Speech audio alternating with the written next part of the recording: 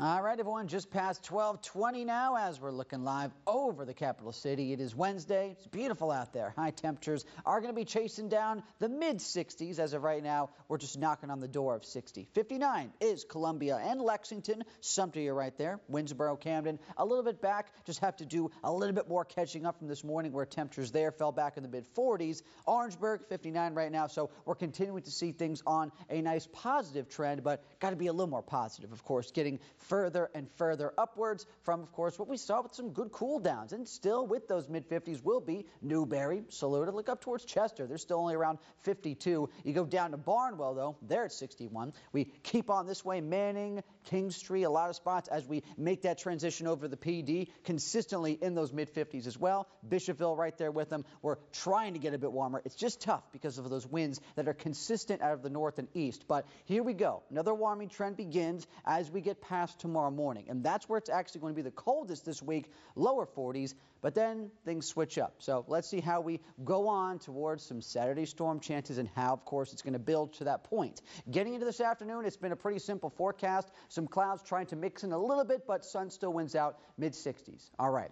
Clear skies overnight. This with a calm northerly wind and a little bit more of variable winds by this point will send us back to the low 40s. So you want to be dressing warm. Easily some morning coat weather tomorrow. But then in the afternoon, it's going to be a day to layer up because you won't need those layers later on because we get some low 70s. Nice to end Thursday. Toastier for the afternoon, obviously. And then into Friday. Here we go. We're building with moisture. We're getting some cloud cover in here. Winds are out of the south, so we can pick up a little bit more of some humidity. You'll feel that into the afternoon with a high temp near 80. Going to be a lovely day. Much more spring-like, later spring-like as we get further into this Friday forecast. But it's going to be with some changes. So as we have at this point, we're going to see some aggressive winds more out of the south and west. We'll get warmer and warmer. Cloud cover rolls in. Still, though, getting towards Saturday, there is some variance in more of the longer range models. What we could see, of course, with some storm threats. As of right now, looks to be timed out in the late morning, early afternoon. So, of course, make sure, again, you're keeping up with us, staying tuned over the next couple of days as we get more of a pinpointed look